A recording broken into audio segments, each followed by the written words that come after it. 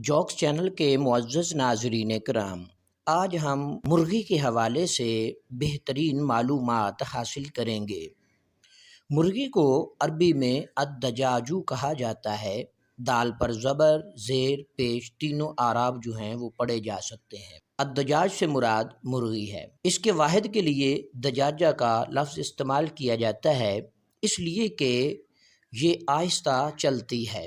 مرغی کی کنیت ام الولید، ام حفصہ، ام جعفر، ام عقبہ، ام احدم و عشرین، ام کوب، ام نافع وغیرہ آتی ہے۔ جب مرغی بوڑھی ہو جاتی ہے تو اس کے انڈوں سے مادہ تولید ختم ہو جاتا ہے۔ مرغی کی ایک عجیب و غریب عادت یہ ہے کہ جب اس کے پاس سے کسی درندے کا گزر ہو تو یہ خوف زدہ نہیں ہوتی، لیکن اگر اس کے قریب سے گیدڑ کا گزر ہو تو یہ خوف زدہ ہو جاتی ہے، اگرچہ یہ کسی بھی مکان کی چھت یا دیوار پر ہی کیوں نہ بیٹھی ہو، فوراً گیدڑ کے سامنے گر جاتی ہے۔ مرغی کی ایک خصوصیت یہ بھی ہے کہ یہ بہت کم سوتی ہے، اور اگر اسے نیند آ بھی جائے تو بہت جلد یہ بیدار ہو جاتی ہے۔ مرغی کی نیند اور بیداری کی مدت صرف اور صرف اتنی ہے جتنی دیر میں سانس کا آنا اور جانا ہوتا ہے۔ کہا جاتا ہے کہ قلت نیند کی وجہ سے مرغی کو اپنی جان کا ڈر ہے، چنانچہ مرغی اپنی حفاظت کے لیے یہ حیلہ اختیار کرتی ہے کہ یہ زمین پر نہیں سوتی، بلکہ کسی بالا خانے یا دیوار یا ان جیسی کسی بھی چیز پر بیٹھ جاتی ہے، اور جب سورج غروب ہوتا ہے تو اپنی عادت کے مطابق مرغی خوف زدہ ہو جاتی ہے۔ مرغی کے بچے جب انڈوں سے نکلتے ہیں تو ان پر بال اور پر پہلے سے ہی موجود ہوتے ہیں، اس لیے وہ فوراً چلنے پھرنے لگتے ہیں۔ شروع میں وہ بہت خوبصورت اور خوشنما معلوم ہوتے ہیں، اور جب انہیں بلایا جائے تو دوڑتے ہوئے آ جاتے ہیں، لیکن جوں جوں مرغی کے بچوں کی عمر جو ہے اس میں اضافہ ہوتا ہے، ان کی خوش نمائی میں کمی آ جاتی ہے، یہاں تک کہ یہ سوائے ذبح کرنے اور انڈے حاصل کرنے کے علاوہ کسی مصرف کے نہیں رہتے۔ مرغی فطری طور پر مشترک الطبیعت واقع ہوئی ہے، کیونکہ یہ گوشت، مکھیاں اور روٹی وغیرہ بھی کھا جاتی ہے۔ انڈے کے اندر بچے کی جنس معلوم کرنے کا طریقہ یہ ہے کہ انڈے کو غور سے دیکھا جائے۔ اگر انڈا مستطیل اور محدود اطراف ہے، اس کی لمبائی چوڑائی سے زیادہ ہے اور کنارے دبے ہوئے ہیں تو اس کے اندر مرغی ہے، اور اگر انڈا گول ہے اور اس کے کنارے ابھرے ہوئے ہیں تو اس کے اندر مرغ ہے۔ انڈے سے بچے نکالنے کے دو طریقے ہیں۔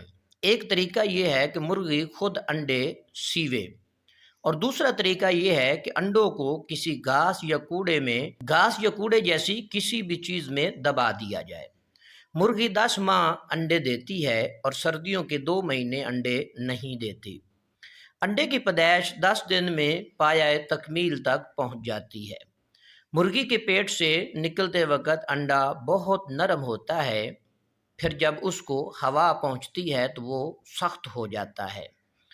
انڈے سفیدی اور زردی پر مشتمل ہوتے ہیں، اور سفیدی پر ایک باریک جھلی ہوتی ہے اور زردی ایک نرم رطوبت ہوتی ہے جو جمے ہوئے خون سے مشابہ ہوتی ہے۔ اس کے ذریعے انڈے کے اندر بچے کو غذا پہنچتی ہے، جبکہ سفیدی سے بچے کی آنکھ، دماغ اور سر بنتے ہیں۔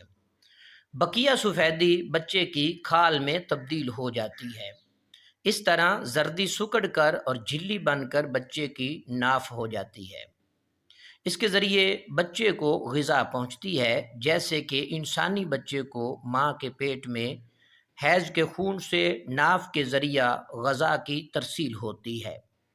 بعض اوقات ایک انڈے میں 2 زردیاں ہوتی ہیں، پس جب مرغی اس انڈے کو سیتی ہے تو اس سے 2 بچے پیدا ہوتے ہیں۔ تحقیق اس کا مشاہدہ بھی ہوا ہے کہ انڈوں میں سب سے زیادہ لذیذ اور غذائیت سے بھرپور انڈا وہ ہوتا ہے جس میں زردی بکثرت موجود ہوتی ہے، اور جو انڈا مرغ کی جفتی کے بغیر یعنی خاکی پیدا ہوتا ہے اس میں غذائیت کی مقدار قلیل ہوتی ہے، اور ایسے انڈے سے بچہ پیدا نہیں ہوتا۔ عموماً بچہ اس انڈے سے پیدا ہوتا ہے جو چاند کے گھٹنے کی مدت میں مرغی دیتی ہے۔ اس کے برعکس جو انڈا اوائل ماہ میں دیا گیا ہو وہ رطوبت سے بھر جاتا ہے، اس لیے اس میں بچہ پیدا کرنے کی صلاحیت نہیں رہتی۔ نر اور مادہ کی شناخت کا طریقہ یہ ہے، بچے کی پیدائش کے 10 روز بعد یہ معلوم کیا جا سکتا ہے کہ وہ مذکر ہے یا مؤنث ہے۔ جب بچہ 10 دن کا ہو، جب مرغی کا بچہ 10 دن کا ہو جائے تو اس کی چونچ پکڑ کر اس کو لٹکایا جائے، پس اگر وہ حرکت کرے تو مذکر یعنی مرغ ہوگا، اور اگر حرکت نہ کرے تو پھر مادہ یعنی مرغی ہوگی۔ مرغی وہ جانور ہے جس کا ذکر حدیث رسول صلی اللہ علیہ وآلہ وسلم میں کیا گیا ہے۔ حضرت ابو ہریرہ رضی اللہ تعالیٰ عنہ سے مروی ہے کہ نبی کریم صلی اللہ علیہ وآلہ وسلم نے اغنیاء کو بکریاں اور فقراء کو مرغیاں پالنے کا حکم دیا، اور فرمایا کہ جب امیر لوگ مرغیاں پالنے لگتے ہیں تو اللہ تعالیٰ بستی کی ہلاکت کا حکم فرماتا ہے۔ علامہ دمیری رحمۃ اللہ تعالیٰ علیہ فرماتے ہیں کہ اس حدیث کی اسناد میں علی بن عروہ دمشقی ہیں۔ عبداللطیف بغدادی نے کہا ہے کہ امیر لوگوں کو بکریاں پالنے اور فقیر لوگوں کو مرغیاں پالنے کا حکم دینے کی حکمت یہ ہے کہ ہر قوم کا معاملہ اس کے حسب کے مطابق ہے اور اسی کے مطابق اس کی روزی کا معاملہ ہے، اور اس حکم سے مقصود یہ ہے کہ کہیں لوگ کام کرنا ترک نہ کر دیں اور تدبیر سے کنارہ کشی نہ اختیار کر لیں، کیونکہ کسب پاک بازی اور قناعت کا سبب ہے، اور بعض اوقات اس سے آدمی غنی ہو جاتا ہے اور کسب کو ترک کر دینا بھیک مانگنے پر مجبور کر دیتا ہے، اور لوگوں سے سوال کرنا شرعاً ممنوع ہے۔ حضور اکرم صلی اللہ علیہ وآلہ وسلم کا یہ قول کہ جب امیر آدمی مرغیاں پالنے لگتے ہیں تو اللہ تعالیٰ آبادی کی ہلاکت کا حکم فرماتا ہے، اس کا مفہوم یہ ہے کہ جب امیر آدمی وہ کام کریں گے جو فقراء کرتے ہیں تو فقراء کی معیشت کے اسباب معطل ہو جائیں گے، اور اس طرح ان کی ہلاکت کا اندیشہ ہے، اور فقراء کی ہلاکت عام ہلاکت ہے جو آبادیوں کی ہلاکت کا سبب ہے۔ مرغیوں اور مرغیوں کے انڈے کھانے کے حوالے سے سلیمان بن عبد الملک کے متعلق یہ مشہور ہے کہ بعض دن صبح کے ناشتے میں سلیمان بن ملک جو ہیں وہ 40 تلی ہوئی مرغیاں، 40 انڈے اور 84 کلیجیاں ان کی چربی سمیت اور 80 گردے تناول کرتا تھا، اور پھر اس کے بعد عام دسترخوان پر لوگوں کے ساتھ کھانا بھی کھاتا تھا۔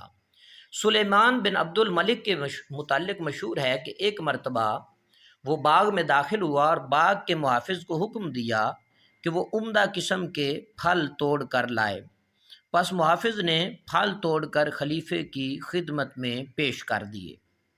خلیفہ اور اس کے ساتھی پھل کھانے لگے یہاں تک کہ خوب سیر ہو گئے، لیکن خلیفہ سلیمان بن عبد الملک پھل کھاتا رہا۔ پھر اس کے بعد اس نے ایک تلی ہوئی بکری لانے کا حکم دیا، پھر اس بکری کو اکیلا ہی کھا گیا، پھر اس کے بعد پھل منگوائے اور کھانے شروع کر دیے۔ جب خلیفہ نے پھل کھا کر ختم کر دیے تو اس کے سامنے ایک قاب لائی گئی جو اپنے حجم کے لحاظ سے اتنی بڑی تھی کہ اس کے اندر ایک آدمی بیٹھ سکتا تھا، اور یہ قاب گھی اور ستو سے بھری ہوئی تھی، پس اکیلا ہی سلیمان بن عبد الملک جو ہے پوری قاب کھا گیا۔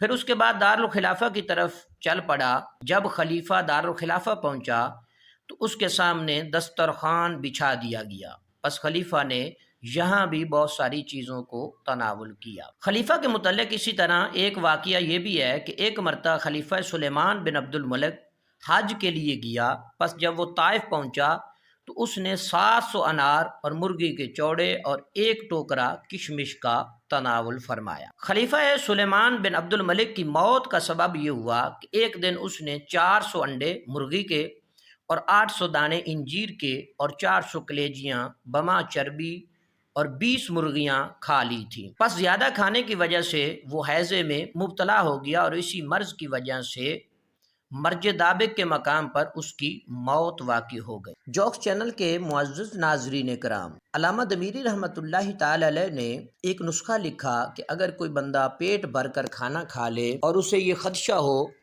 کہ اسے وہ نقصان دے گا تو اس کے لیے حکم یہ ہے کہ وہ اپنے پیٹ پر ہاتھ پھیرتے ہوئے یہ کلمات کہے، اللیلۃ لیلۃ عیدی یا کرشیو ورد اللہ کثیرا۔ پس یہ کلمات وہ شخص 3 مرتبہ پڑھے اور ہر مرتبہ اپنے پیٹ پر بھی ہاتھ پھیرتا رہے۔ ان کلمات کے پڑھنے کی وجہ سے اس کے لیے زیادہ کھانا مضر نہیں ہوگا۔ علامہ دبیری رحمۃ اللہ تعالی علیہ فرماتے ہیں کہ ہمیں مستند اور مختلف ذرائع سے یہ روایت پہنچی ہے کہ ایک عورت اپنے لڑکے کو لے کر سیدنا شیخ عبد القادر جیلانی کی خدمت میں حاضر ہوئی اور عرض کیا کہ میں دیکھتی ہوں کہ میرے بیٹے کا دل آپ کی جانب مائل ہے، میں نے اس کو اپنے حق سے اللہ کے لیے خارج کر دیا، پس آپ اس کو قبول فرما لیجیے۔ پس شیخ عبد القادر جیلانی رضی اللہ تعالیٰ عنہ نے اسے قبول کر لیا اور اسے مجاہدہ اور سلوک و طریقت کا حکم دیا۔ کچھ دنوں کے بعد اس لڑکے کی ماں شیخ عبد القادر جیلانی رضی اللہ تعالیٰ عنہ کے پاس آئی۔ اس نے اپنے بیٹے کو دیکھا کہ وہ کمزور اور نحیف ہو گیا ہے اور بھوکا رہنے کی وجہ سے اس کا رنگ بھی زرد ہو گیا ہے۔ نیز اس نے یہ بھی دیکھا کہ اس کے بیٹے کے لیے جو کھانا لایا گیا ہے اس میں صرف جو کی روٹی تھی۔ پس وہ عورت شیخ عبد القادر جیلانی رضی اللہ تعالیٰ عنہ کے پاس پہنچی۔ اس نے دیکھا کہ شیخ کے پاس ایک برتن پڑا ہوا ہے جس میں ایک تلی ہوئی مرغی کی ہڈیاں پڑی ہیں۔ شیخ نے مرغی کا گوشت تناول کیا تھا۔ پس اس عورت نے کہا کہ حضور آپ مرغی کا گوشت کھاتے ہیں اور میرے بیٹے کو جو کی روٹی کھلاتے ہیں۔ پس سیدنا شیخ عبد القادر جیلانی رضی اللہ تعالیٰ عنہ نے ان ہڈیوں پر ہاتھ رکھا اور فرمایا، قومی باذن اللہ تعالی الذی یحیی العظام وہی رمیم، اللہ کے حکم سے کھڑی ہو جا جو کھوکھلی ہڈیوں کو زندگی عطا فرماتا ہے۔ پھر وہ مرغی صحیح سلامت کھڑی ہوئی اور چیخنے لگی۔ سیدنا شیخ عبد القادر جیلانی رضی اللہ تعالیٰ عنہ نے اس عورت سے فرمایا کہ جب تیرا بیٹا ولایت کے اس مقام پر پہنچ جائے تو یہ اپنی چاہت کے مطابق کھائے گا۔ مرغی کے گوشت کے حوالے سے علماء نے بیان فرمایا کہ مرغی کھانا یہ حلال ہے۔ امام ترمذی اور امام نسائی نے مرغی کی حلت کے متعلق روایت نقل کی۔ حضرت زید بن مزرب جرمی کہتے ہیں کہ ہم حضرت ابو موسیٰ اشعری رضی اللہ تعالیٰ عنہ کے پاس تھے، پس آپ نے کھانا کھانے کے لیے دسترخوان لگایا جس پر مرغی کا گوشت بھی تھا۔ قبیلہ بنی تیم اللہ کا ایک آدمی جو شکل و صورت سے غلام معلوم ہوتا تھا، پس آپ نے اسے دسترخوان پر مدعو کیا۔ وہ کترانے کی کوشش کرنے لگا۔ حضرت ابو موسیٰ اشعری رضی اللہ تعالیٰ عنہ نے فرمایا کہ بلا خوف و خطر آؤ، اس لیے کہ میں نے نبی کریم صلی اللہ علیہ وآلہ وسلم کو مرغی کا گوشت تناول فرماتے ہوئے دیکھا۔ ایک روایت کے یہ الفاظ ہیں کہ حضرت ابو موسیٰ اشعری نے فرمایا کہ میں نے دیکھا کہ نبی کریم صلی اللہ علیہ وآلہ وسلم مرغی کا گوشت تناول فرماتے تھے۔ علامہ دبیری رحمۃ اللہ تعالی علیہ فرماتے ہیں کہ اس شخص کے کترانے کی وجہ یہ ہوگی کہ عموماً مرغیاں گندی جگہوں پر پھرتی ہیں یا مرغی کی حلت اور حرمت کا حکم اسے معلوم نہیں ہوگا، اسی لیے وہ متردد ہوا شاید مرغی کا گوشت حلال ہے یا حرام ہے۔ تحقیق نبی کریم صلی اللہ علیہ وآلہ وسلم نے جلالہ کے دودھ، گوشت اور انڈے سے منع فرمایا ہے۔ جلالہ سے مراد وہ جانور ہے جو گندگی میں چلتا پھرتا ہے اور اس کی خوراک بھی گندگی ہی ہو۔ کامل والمیزان میں مذکور ہے کہ حضرت ابن عمر رضی اللہ تعالی عنہ سے مروی ہے، نبی اکرم صلی اللہ علیہ وآلہ وسلم نے فرمایا کہ جب کوئی یہ ارادہ کرے کہ وہ مرغی کا گوشت کھائے تو اسے چاہیے کہ وہ مرغی کو چند دن تک محبوس رکھے، یعنی گھر میں روک کر دانہ وغیرہ ڈالے، پھر اس کے بعد مرغی کا گوشت کھائے۔ جوکس چینل کے معزز ناظرین کرام، مرغی کے حوالے سے آپ نے بہترین معلومات حاصل کی۔ مزید معلوماتی ویڈیوز دیکھنے کے لیے، سننے کے لیے ہمارے چینل کو سبسکرائب کریں، لائک کریں اور شیئر کرنا نہ بھولیں۔